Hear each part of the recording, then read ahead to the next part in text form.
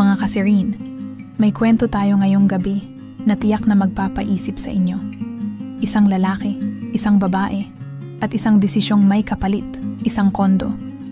Si Rico, isang call center agent na walang balak magseryoso, at si Maya, isang babaeng may kakaibang alindog, nagtagpo sa isang gabing puno ng alak at tukso. Pero paano nauwi sa isang 58 anyos ang kwento? At paano naging kapalit ang isang kondo? Sabay-sabay nating alamin kung paano isang gabi lang ang kailangang mangyari para magbago ang lahat. Dear Serene, kung tatanungin mo ako kung anong nangyari noong gabing iyon, honestly, hindi ko na rin alam. Minsan kasi, may mga pagkakataong masyado kang nalulunod sa kaligayahan ng moment na hindi mo na alam kung hanggang saan ang kaya mong gawin. Nag-umpisa lang yan sa isang simpleng party sa isang bar sa Quezon Avenue.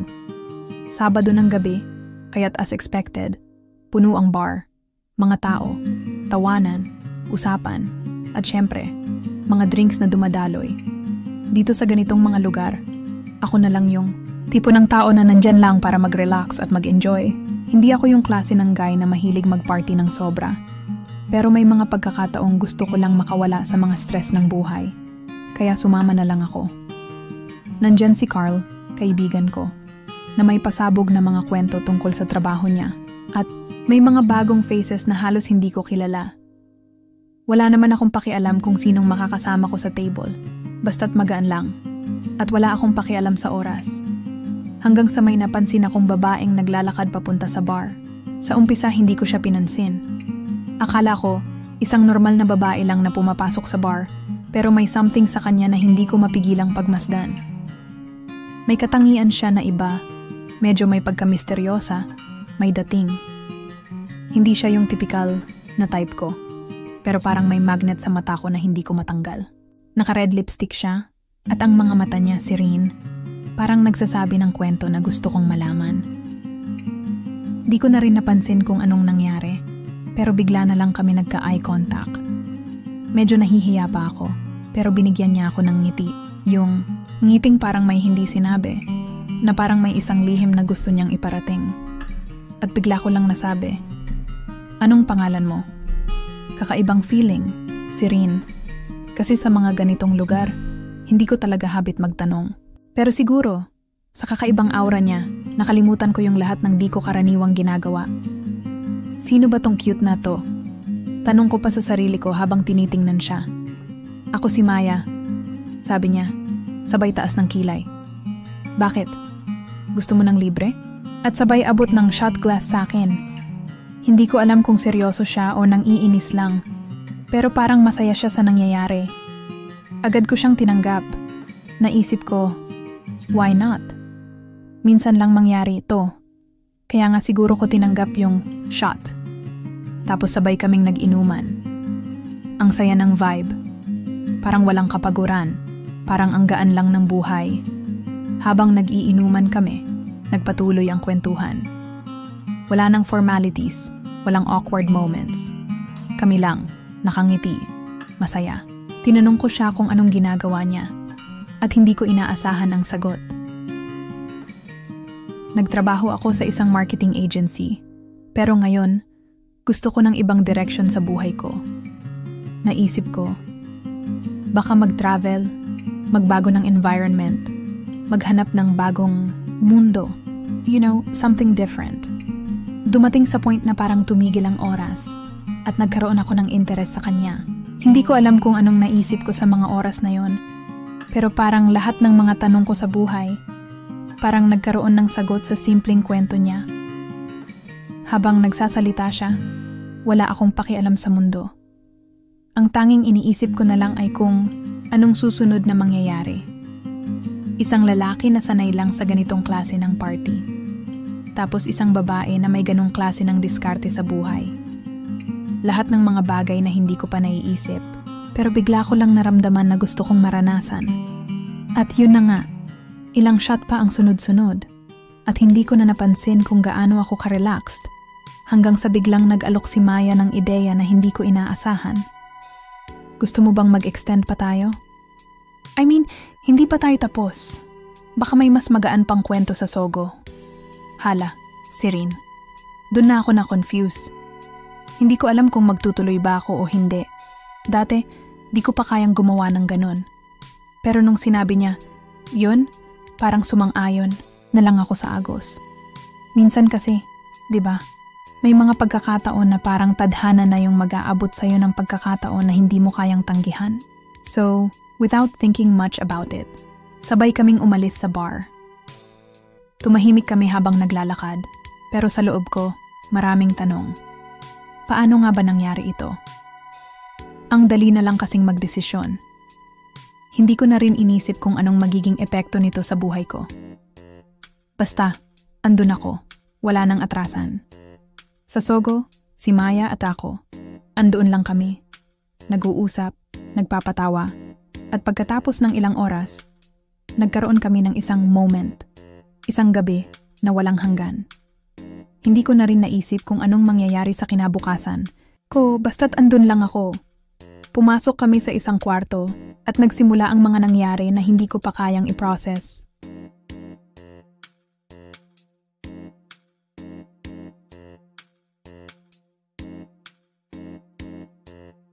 Nasa loob kami ng kwarto ni Maya. At kahit na medyo may tama pa rin ako, ramdam ko ang bigat ng hangin sa pagitan namin. Tahimik siyang nakatayo sa harapan ko. Ang kanyang matingkad na pulang lipstick ay bahagyang nabura na sa dami ng tawanan at pag-inom namin kanina. Ngunit sa ilalim ng dim na ilaw ng motel, mas lalo lang siyang naging nakakaakit. Hindi siya nagsalita. Hindi ko rin alam kung anong dapat kong sabihin. Lumapit siya ng dahan-dahan. Ang mga mata niya ay nakatitig sa akin na para bang tinatanong kung kaya ko pang ituloy ang gabing ito. Napalunok ako. Hindi lang dahil sa kaba, kundi dahil sa excitement na bumabalot sa akin. Hinaplos niya ang mukha ko. Ang malamig niyang daliri ay bahagyang gumuhit sa linya ng pangako. Pababa sa leeg. Mainit ka, bulong niya. Hindi ko alam kung dahil ba sa alak o sa kung ano pa. Pero sigurado akong hindi lang ako ang nakakaramdam ng ganito. Pinagmasdan ko siya.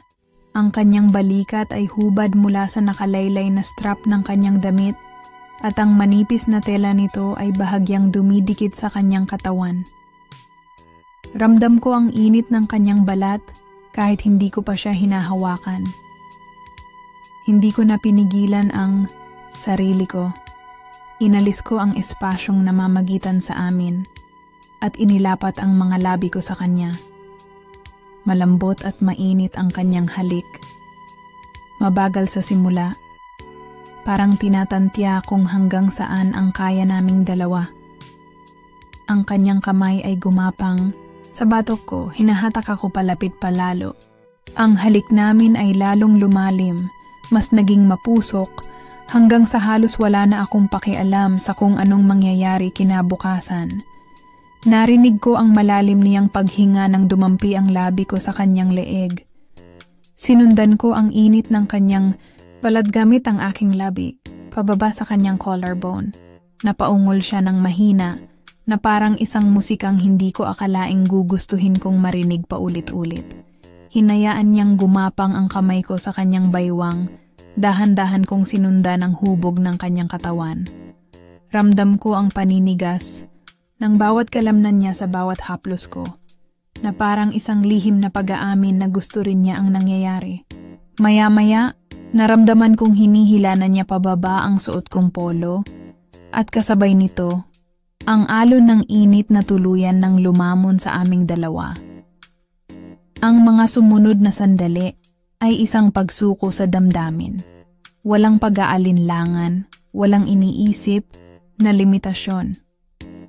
Sa pagitan ng malalalim naming paghinga, sa ilalim ng malamlam na ilaw ng kwarto, naglaho ang lahat ng alinlangan.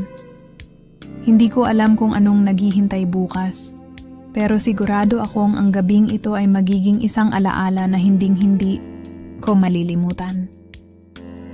Alam mo yung feeling na pagkatapos ng isang gabi na puno ng pag-aalinlangan, Makikita mong ang buhay ay nagbabalik sa normal, na walang kahit anong expectation. Pero may maliit na parte sa puso mo na parang may kulang. Yung tipong gumising ka, kinabukasan, puno ng tanong, at lahat ng nangyari ay parang isang malaking blur na masarap balik-balikan, pero nakakatakot ring isipin. Ganun na nga ang nangyari sa akin. Nagising ako sa isang kwarto ng Sogo. Medyo masakit ang ulo ko, pero ang nakakagulat ay walang ibang tao sa paligid kundi ako at ang aking mga pag-iisip, si Maya. Nasa banyo ata, hindi ko na sigurado kung anong oras siya umalis o kung natutulog pa ba siya. Ang alam ko lang, magkausap kami nung gabing iyon at parang may mga bagay na hindi ko pa rin maipaliwanag. Hindi ko na alam kung anong nangyari. Hindi ko matandaan kung paano nauwi sa ganun. Pero ang sigurado ako, hindi ko siya pinilit. Hindi ko siya hinamon. Ang lahat ng nangyari ay parang kusa, parang kasunduan na naganap sa hangin. Nagsimula ako mag-isip, ano bang nangyari sa akin? Dati, seryoso akong nag-iisip na hindi ako papasok sa mga ganitong klaseng sitwasyon, mga one-night stands, o kung anumang tawag dito. Pero si Maya, iba siya. Hindi ko siya kinilala agad. Hanggang nung gabing yon, nakita ko kung gaano siya kaseryoso sa buhay niya. Hindi siya katulad ng ibang babae na madalas kong nakikita sa bar. Si Maya, may mga pangarap, may mga plano, at alam ko sa sarili ko na may something sa kanya na mas malalim pa kaysa sa isang gabi ng kasiyahan. Dahil nga medyo magulo ang pag-iisip ko, lumabas ako ng kwarto at naglakad-lakad muna sa lobby. Hawak ko ang cellphone ko at hindi ko alam kung tatawagan ko ba siya o hindi. Ang hirap kasi parang may part sa akin na hindi ko alam kung gusto ko pang makipag-ugnayan. At may part din na parang gusto ko lang na magtulungan pa. Siguro nga, ganun talaga. May mga pagkakataong kailangan mong umusad sa buhay kahit hindi pa lahat ng piraso ay nahulog sa tamang lugar. Nagring ang cellphone ko at napansin ko na si Maya ang tumatawag. Hello? Ang sagot ko, medyo kinakabahan pa. Hi, Rico. Kamusta ka na? Tanong niya. Parang walang nangyari. Okay naman. Ikaw? Tapos na ba ang trabaho mo? Sagot ko na parang hindi ko siya naiintindihan. Yeah, just checking up on you. I had fun last night. Hindi mo ba ako tatawagan? Natawa ako. Tatawagan kita kung gusto mong mag-coffee minsan. Inisip ko na baka iyon na lang. Baka yun na yung ending. At baka hindi na kami magkausap uli.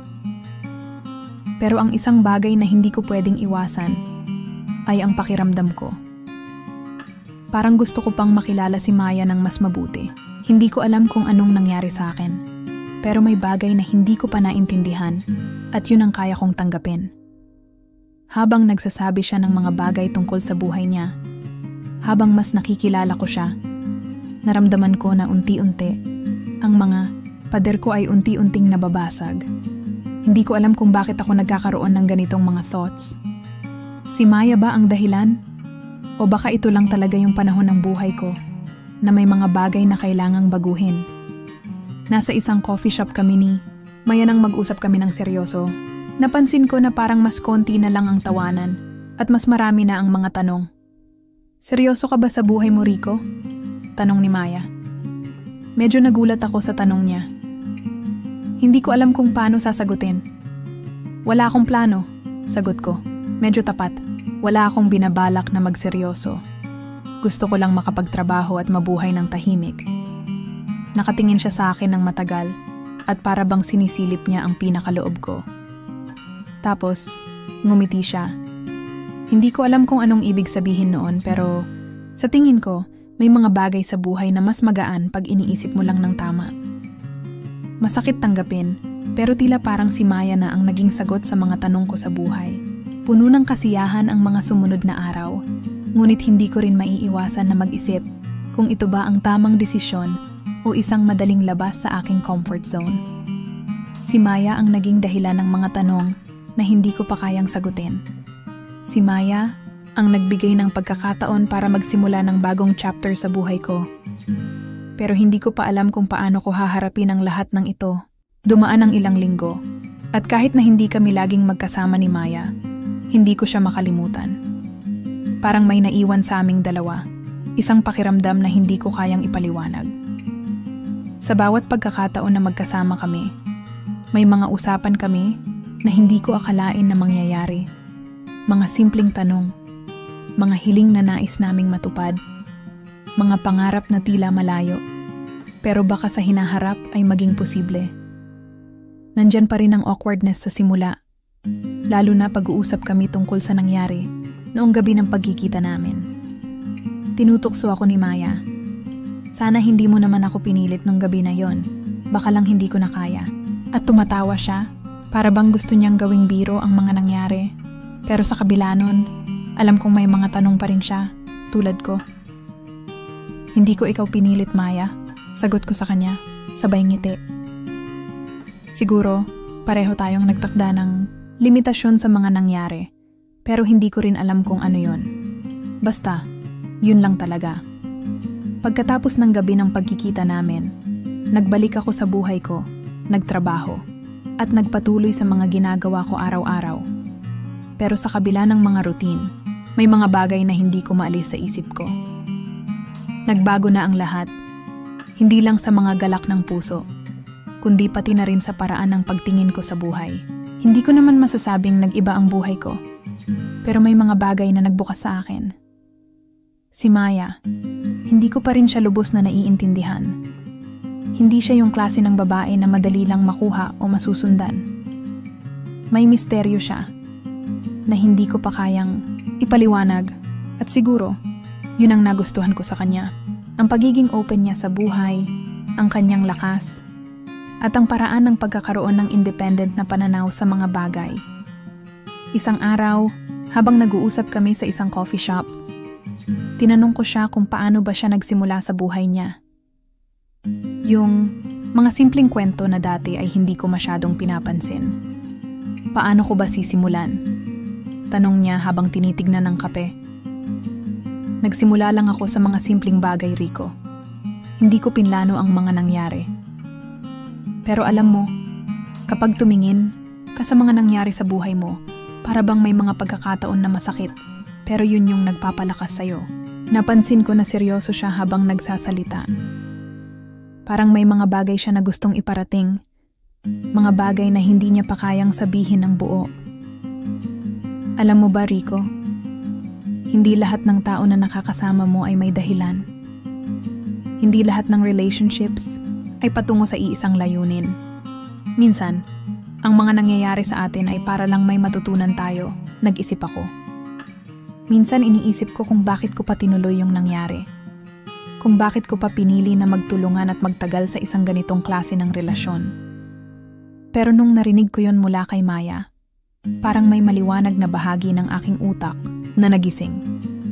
Siguro nga, kailangan kong matutunan na hindi lahat ng bagay ay may kasiguraduhan. Sagot ko, habang pinagmamasdan siya. Hindi naman kasi ako ganoon sa simula, Maya. Hindi ko alam kung paano ba magtulungan sa mga ganitong sitwasyon. Si Maya, hindi rin siya umaasa na may mangyayaring sobrang malaki. Ang alam ko lang, pareho kaming naghahanap ng mga sagot sa buhay. At sa ngayon parang magkasama kami sa paghahanap. Habang umuupo kami sa isang sulok ng coffee shop, nararamdaman ko na parang may nagbabalik sa amin.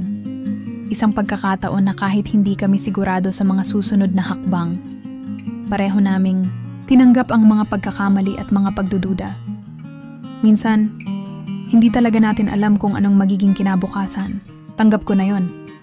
Hindi ko alam kung anong mangyayari sa akin at kay Maya, pero hindi ko rin kayang ipaliwanag ang mga nararamdaman ko. Tapos, nang dumaan ang mga araw, si Maya na mismo ang nagtanong sa akin ng isang tanong na hindi ko inaasahan. Rico, kung magpatuloy tayo sa ganitong setup, anong plano mo? Hindi ko siya kayang sagutin agad. Parang may mga tanong na natagpuan sa sarili ko na wala akong kasiguraduhan. Hindi ko alam kung anong plano ko sa buhay ko. Pero si Maya, siya na yata ang nagpapalakas sa akin para magsimula ng bagong kwento. Isang kwento na may mas maraming pagkakataon. Pagkatapos ng ilang linggo, Naging mas regular na ang mga usapan namin ni Maya. Hindi na lang kami basta magkakilala, kundi nagiging magkaibigan kami sa bawat pag-uusap.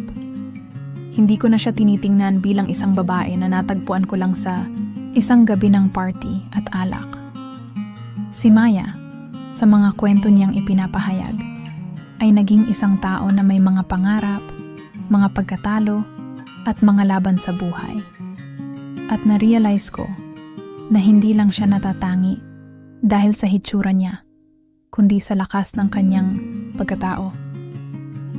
Isang hapon nag-usap kami sa isang kafe at mas seryoso na kami. Hindi na kami nagbabalik tanaw sa nangyaring gabi. Ang mga tanong ni Maya ay hindi na tungkol sa mga nangyari, kundi tungkol sa kung paano kami pupunta sa susunod na hakbang. Rico, kung magiging seryoso ka sa buhay mo, anong gagawin mo? Tanong ni Maya habang iniinom ang kanyang kape. Nakatingin siya sa akin ng seryoso at may mga mata siyang parabang naghahanap ng sagot sa mga mata ko. Naging mahirap ang sagot ko. Gusto kong sabihin na wala akong alam, na hindi ko pa kayang magplano ng malalaking bagay. Gusto kong sabihin na ang buhay ko ay hindi pa tapos at hindi ko pa alam kung anong susunod na hakbang. Pero parang may lumabas na salita mula sa bibig ko na hindi ko na kayang bawiin. Siguro, Maya, ang kailangan ko lang ay maging mas handa. Hindi ko pa alam kung anong plano ko. Pero siguro kailangan kong matutunan ang mga pagkatalo ko sa buhay. Siguro, kaya rin ako nandito. Kaya ko rin ikaw nakilala para matutunan ko yung mga bagay na matagal ko nang kinakailangang malaman. Nakita ko ang sagot ni Maya sa mata niya. Parang may pag-unawa sa mga sinabi ko. At mas lalo pa niyang pinatibay ang aming pagkakaibigan sa simpleng pagkatawa. Ang dating seryosong usapan ay natapos na parang isang magaan na tanong na hindi mo na kailangang sagutin agad. Ako kasi, Rico, sabi ni Maya, hindi ko alam kung saan ako pupunta, pero naiisip ko lang na mas magiging magaan ang lahat kung magiging open tayo sa lahat ng posibilidad. Hindi naman lahat ng buhay ay may tamang direksyon. Minsan, ang pinakamahalaga ay ang mga ginagawa natin at kung paano tayo natututo sa mga pagkakamali natin. Na-realize ko na hindi kami pareho ng pinagmulan, pero pareho kami ng mga tanong. Hindi ko alam kung anong magiging ending ng kwentong ito, pero naiisip ko na sa ngayon, okay lang na maghintay at magpatuloy sa mga hakbang na gusto naming subukan. Minsan, ang pinakamagandang sagot ay hindi sa kung anong plano mo sa buhay, kundi sa kung paano mo haharapin ang mga pagsubok na dumarating. Sa mga kwentong tulad nito, hindi lahat ng sagot ay mabilis, pero sa bawat hakbang, matututo tayo. Ang bawat araw na magkasama kami ay nagiging pagkakataon para magtanong at magbigay ng sagot, pero walang kasiguraduhan. Kung hindi nga kami magtulungan, baka hindi rin namin matutunan ang mga bagay na itinuturo sa amin ng buhay. Sa mga simpleng sandali ng pagkakausap, sa mga kwento ni Maya, at sa mga sagot ko sa kanya, natututo kaming tanggapin na hindi lahat ng bagay ay kontrolado. Ang buhay, gaya ng relasyon, ay puno ng mga hindi inaasahang hakbang. Nagpatuloy ang aming mga usapan kay Maya at sa bawat gabing kami lang dalawa, ang mga tanong namin ay tila unti-unting nagiging mas malalim. Hindi na kami ang magkaibigan na naghahanap lang ng kasiyahan sa mga simpleng kwento. May mga pagkakataon na hindi na lang kami nagtatanong ng mga pangarap at hinahanap na sagot sa buhay, kundi nagiging matindi ang aming mga pananaw sa isa't isa. Isang gabi, nagkayayaan kaming maglakad-lakad sa isang parking malapit sa kondo ko. Magka-holding hands kami habang naglalakad at hindi na kami nagmamadali. Tinutok ko ang mga mata ko kay Maya habang tinitingnan ko ang mga mata niyang kumikinang sa ilalim ng mga ilaw ng parke. Hindi ko maipaliwanag kung anong nararamdaman ko, pero ramdam ko na may kakaibang lakas sa pagitan namin. Rico, tawag ni Maya habang pinapansin ang langit. Do you ever think about how much we're changing? Yeah, sagot ko. Pero minsan, iniisip ko rin na baka hindi pa tayo handa sa lahat ng nangyayari sa buhay natin. Hinawakan niya ang kamay ko at parang may mga mata siyang puno ng tanong. Parang may hinahanap siya sa aking mga mata. At alam ko na may mga bagay na hindi pa namin kayang pag-usapan ng buo. Baka hindi pa tayo handa, sabi ko habang lumalapit sa kanya. Pero hindi ko alam kung paano ko itatago ang nararamdaman ko. Tahimik siya. Pero naramdaman ko ang kaba sa kanyang mga mata. Ang mga kamay niya ay parang may halong takot. At ang mga katawan namin ay tila nagpapahayag ng mga hindi masabi na mga salita. Hindi ko alam kung anong nangyari, pero nararamdaman ko na may kagalakan at takot sa bawat kilos namin. Maya, sa isang iglap, ay tumingin sa akin ng malalim. Hindi ko na kayang magpigil. Walang mga salitang lumabas sa bibig ko, kundi isang tanging kilos. Hinawakan ko siya at dahan-dahan ko siyang hinalikan. Ang unang halik namin ay malumanay, puno ng pangarap at takot. Ang mga labi namin ay nagtagpo sa isang lugar na hindi pa namin gaanong nauunawaan, ngunit parang ang puso namin ay sabay na naglalakbay. Walang masyadong salita sa pagitan namin. Hindi namin kailangang magsalita para ipahayag kung gaano kami kainteresado, kung gaano kami kamatagal nang naghihintay ng pagkakataon na ganito. Habang ang labi ko ay nasa kanyang mga labi, naramdaman ko ang pagkakaroon ng koneksyon. Isang malalim na koneksyon na hindi lang basta pisikal, kundi emosyonal. Tumagal ang halik na iyon ng ilang saglit. Pero para sa amin, parang oras na mismo ang huminto. Lahat ng mga pangarap, takot at tanong sa buhay namin ay naglaho sa mga sandaling iyon. Naghiwalay ang aming mga labi at tanging mga titig ang nagpatuloy. Ang mga mata ni Maya ay malalim. Tila may mga bagay siyang gustong itanong. Ngunit tila hindi pa niya kayang itanong. Ako naman, na-paralyze sa nararamdaman ko. Hindi ko alam kung anong nangyari, ngunit alam ko na hindi na pwedeng balikan ang mga simpleng araw na kami ay magkaibigan lang. Maya, are you sure about this, Rico? Rico, I don't know. I'm just sure of one thing. That this feels right. Tahimik lang kami habang ang hangin ng gabi ay lumalamig. Ngunit sa pagitan namin, nag-apoy ang mga salitang hindi namin kayang ilabas at ang mga nararamdaman namin na hindi na kayang itago. Ngunit ang pagiging magkasama sa gabing iyon ay hindi naging madali. Sa kabila ng bawat halik, bawat titig at bawat yakap, may mga tanong na kailangang sagutin.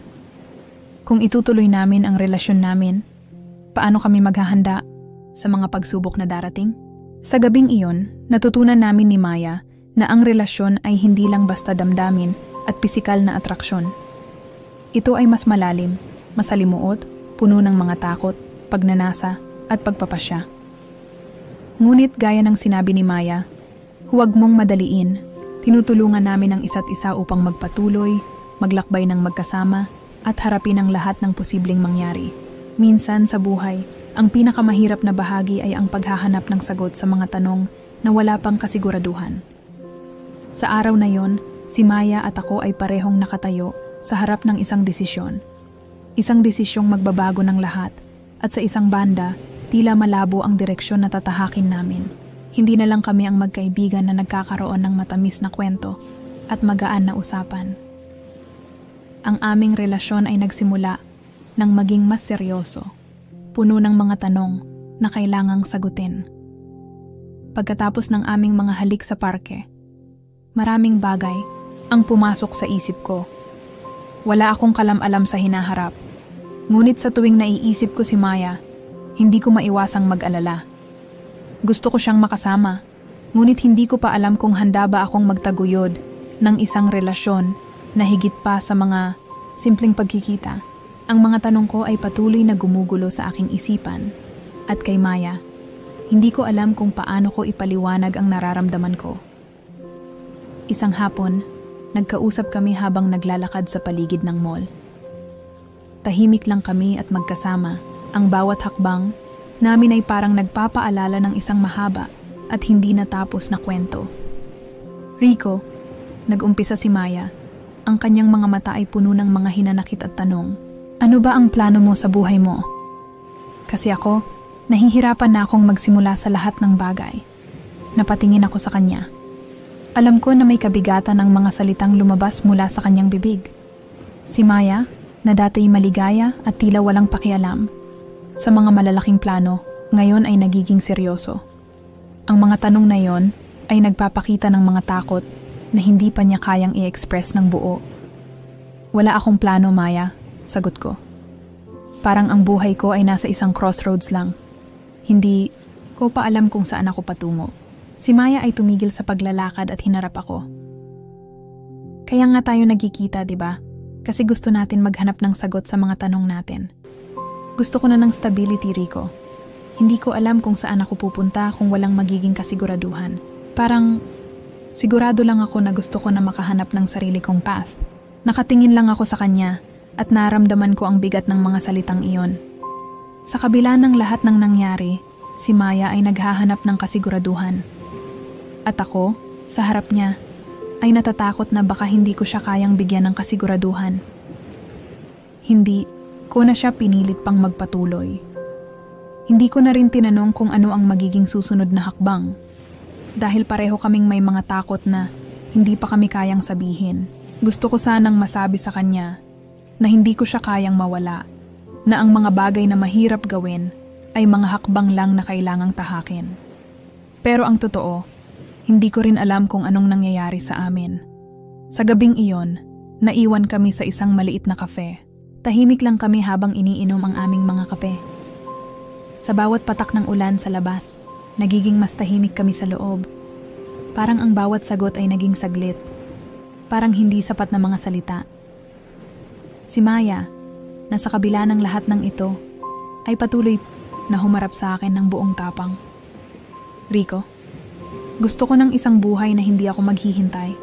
Gusto ko ng magpatuloy, hindi lang sa kung anong iniisip ko, kundi sa kung anong nakahain sa buhay ko.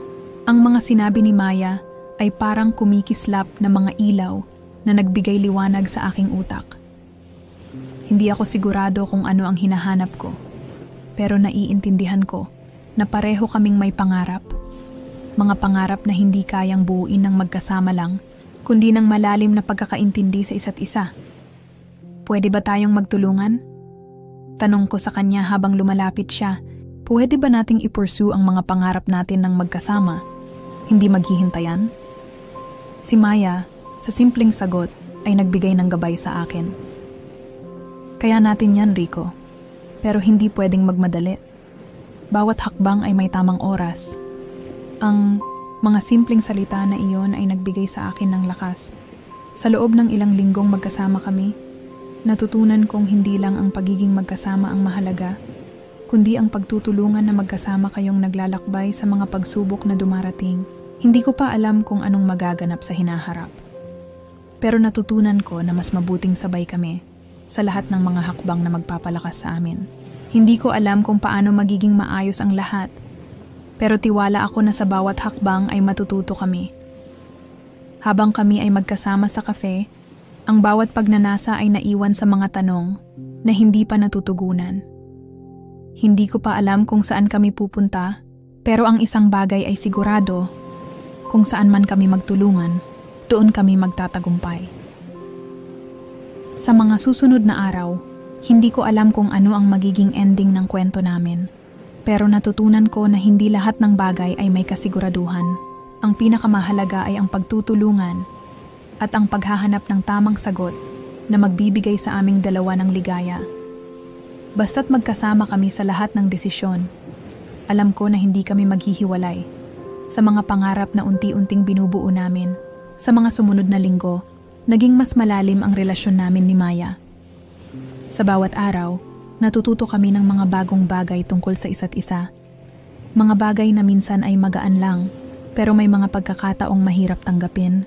Nalaman ko na ang mga simpleng halakhak at tawanan namin sa mga random na moments ay may mga pinagmumula na malalalim. Kami na nagiging mas malapit. Ngunit may mga bagay na hindi ko pa rin alam kung kaya ko bang tanggapin. Maya, at ako ay nagkakaroon ng mga seryosong usapan tungkol sa aming mga pangarap at plano sa buhay. Ngunit habang tumatagal, napansin kong hindi kami pareho ng pananaw sa mga bagay. Ako na masyadong praktikal sa mga bagay, at siya na puno ng idealismo. Sa isang bahagi ng relasyon namin, may mga oras na hindi kami magkasundo at tila may mga balakid na hindi namin kayang pagdaanan. Isang araw, habang kami ay naglalakad sa mga kalsada ng Makati, nakaramdam ako ng isang hindi maipaliwanag na kaba sa dibdib. Hindi ko alam kung anong nangyayari, pero tila may nararamdaman akong hindi maipaliwanag. Si Maya, nakatingkati na naman ang bibig, ay hindi rin nagsasalita.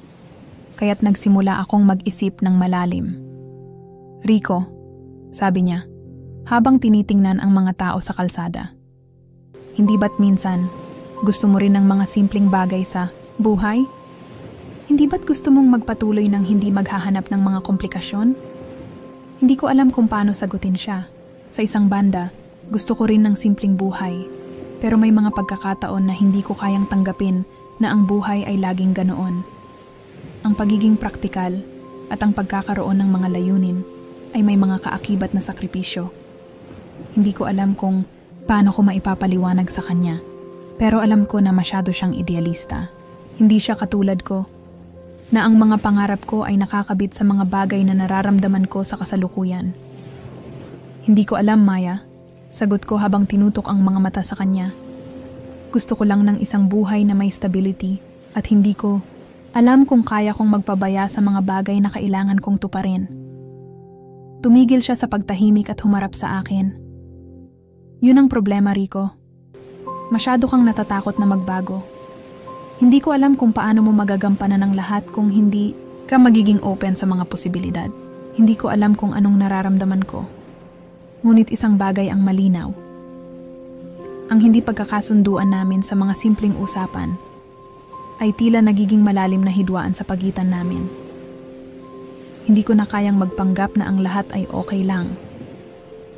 Hindi ko na kayang magtago ng mga saloobin na namumuo sa puso ko. Sa gitna ng aming mga usapan, biglang umulan, walang kaabog-abog, at kami ay naabutan ng malakas na ulan sa kalye. Walang tigil ang buhos, at ang mga tao sa paligid namin ay nagtakbuhan para maghanap ng masisilungan. Kami ni Maya ay hindi pa rin nag-uusap. Hindi ko na alam kung paano namin ayusin ang lahat ng pagkakaibang iyon. Pinilit kong hawakan ang kamay ni Maya, ngunit tumanggi siya. Hindi ko alam kung bakit, pero nararamdaman ko na may pagkasugatang damdamin sa mga mata niya. Ang mga sandaling iyon ay tila matindi. Ang ulan na tila sumasabay sa bigat ng aming mga puso. Rico, sabi ni Maya. Ang boses niya ay malambing pero may halong galit. Hindi ba't ayaw mong magbago? Hindi ba't gusto mong magkaroon ng bagong buhay? Hindi ko alam kung anong isasagot ko. Ang totoo, gusto ko nang magbago, ngunit natatakot akong mawalan ng kontrol. Gusto ko ng buhay na tahimik at puno ng kasiguraduhan, ngunit alam ko na ang buhay ay hindi palaging ganoon. Hindi ko alam, Maya, sagot ko. At nararamdaman ko ang panginginig sa aking boses. Natatakot akong mawala ang lahat ng alam ko.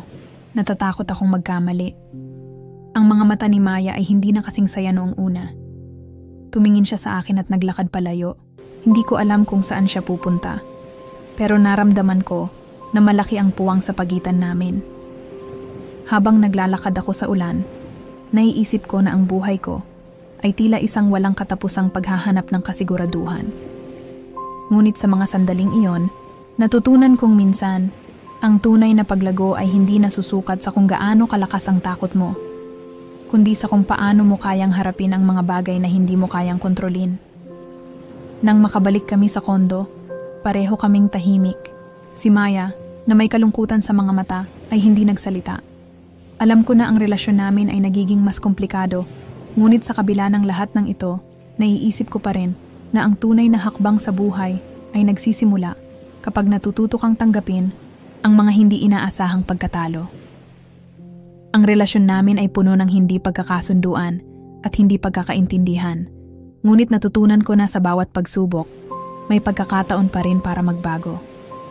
Sa mga susunod na linggo, hindi ko alam kung anong mangyayari.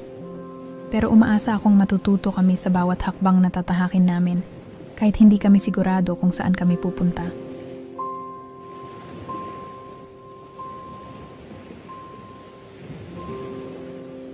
mga huling linggo na kasama ko si Maya ay puno ng pag-iwas, mga hindi pagkakasunduan, at mga gabing puno ng katahimikan. Ang relasyon namin ay hindi na gaya ng dati. Wala na ang mga tawa, ang mga simpleng usapan, at ang mga planong puno ng pangarap. Lahat ng iyon ay tila unti-unting naglaho. Naiwan kami sa mga aling-awngaw ng mga hindi nasabi. Noong gabing iyon, si Maya at ako ay naglakad sa baybayin ng Manila Bay. Tahimik kami habang tinatanaw ang dilim ng dagat. Hindi ko alam kung anong nangyari sa amin. Mga tanong na hindi nasagot. Mga pangarap na hindi natupad. Tinutok ko ang mga mata ko sa kanya. Ngunit wala nang makitang sigla sa kanyang mga mata. Malalim ang ginugol na oras. At parehong nararamdaman namin ang sakit ng pagkatalo. Rico, ang kanyang tinig ay halos pabulong. Ayoko na ng ganito. Hindi ko na kayang magpatuloy. Hindi ko na kayang maghintay na mabago ka. Habang binabaybay namin ang dalampasigan, naiisip ko ang mga oras na magkasama kami. Ang mga pagkakataon na pareho kami ng direksyon. Pero ngayon, parang hindi ko na alam kung paano magpatuloy. May mga bagay na hindi ko kayang baguhin. At sa tingin ko, si Maya, sa mga sandaling iyon ay nawalan na ng pag-asa. Ang mga pangarap na tinahak namin ay nagsimulang magmukhang mga ilusyon. Pwede ba nating pag-usapan ito, Maya? Tanong ko. Ngunit si Maya ay hindi tumingin sa akin. Alam kong wala nang kwenta. Ang mga saloobin namin ay dumaan na sa mga hangin na dumaan sa aming harapan at hindi na muling magbabalik. Sumunod na linggo, nagbago ang lahat. Si Maya ay hindi na nagpapakita. Nasa isang linggong pahinga siya mula sa trabaho.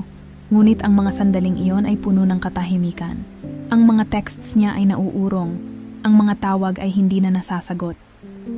Sa mga araw na iyon, nagtataka ako kung anong nangyari. Kung anong pinagmulan ng kanyang pag-iwas. Ngunit alam ko, sa kabila ng lahat ng iyon, hindi ko kayang pilitin siya. Habang kami ay nagkausap sa phone, ang mga huling salita niya ay nagbigay linaw sa mga nararamdaman ko. Rico, masyado na akong nasaktan. Siguro, kailangan ko munang lumayo para mag-isip. Hindi ko na kayang patagilid na maghintay sa isang bagay na hindi ko alam kung saan patungo. Walang masakit kaysa marinig na ang isang tao ay nagdesisyon ng mag-isa at ako ang dahilan ng lahat ng iyon. Inisip ko na kaya pa bang magbago ang lahat? Kaya pa bang magtagumpay ang mga plano namin? Ngunit alam ko, sa kabila ng lahat ng sakit, kailangan ko ring tanggapin na may mga bagay na hindi kayang pilitin. Sa mga araw na sumunod, nagpatuloy ang mga pagkatalo. Hindi ko kayang alisin ang mga alaala ni Maya sa aking isipan, at kahit napilit kong lumaban, naiisip ko na ang isang bagay na iniwasan namin ay naging ang pinakamahirap na bahagi ng relasyon namin. Ang pagkawala ng tiwala at ang pagdududa. Sa mga oras na iyon, sinubukan kong itago ang sakit, ngunit hindi ko kayang magpanggap na okay lang.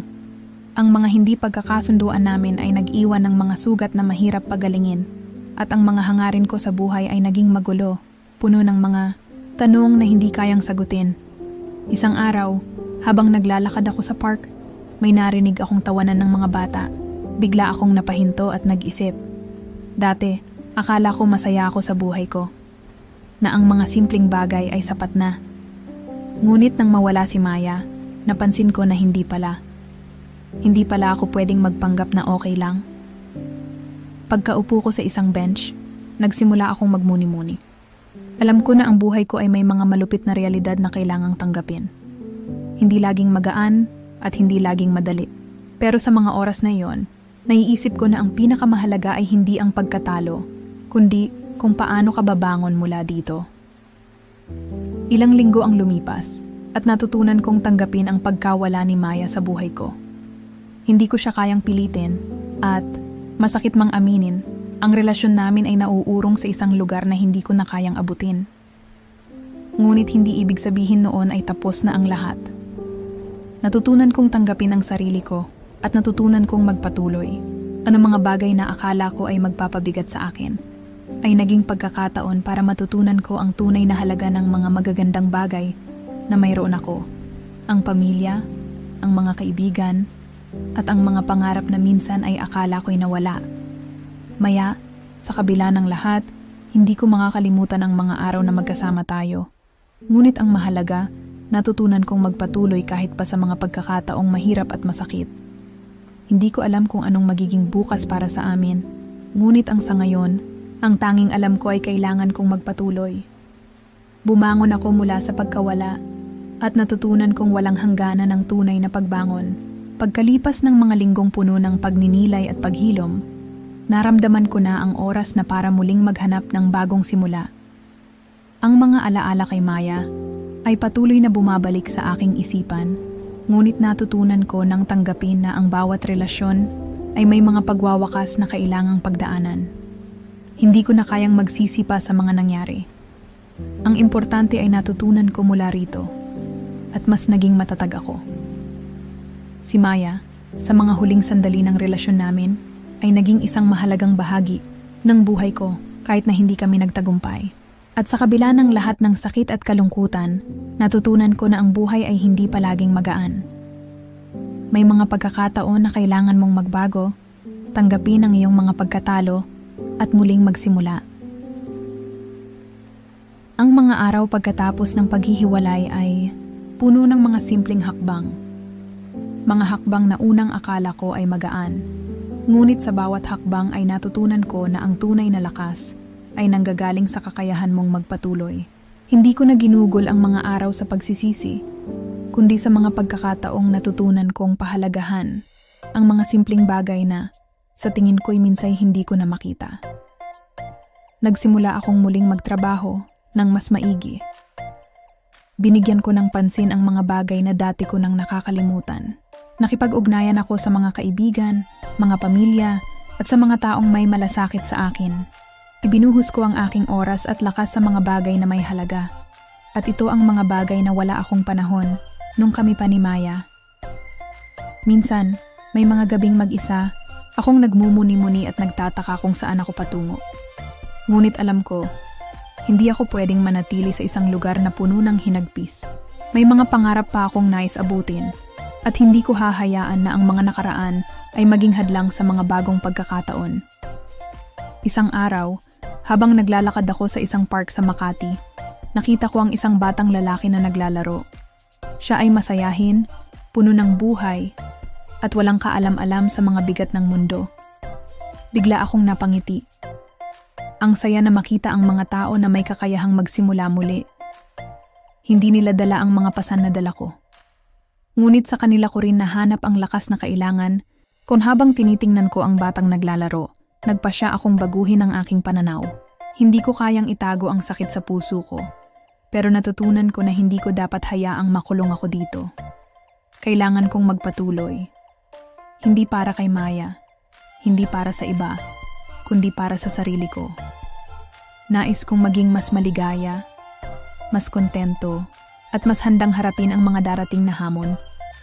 Pagkatapos ng ilang buwan, natutunan ko na ang buhay ay parang isang malaking siklo. Ang mga pagkatalo ay bahagi ng proseso ng paglago. Kung wala ang mga pagsubok, hindi ko malalaman ang tunay na halaga ng tagumpay.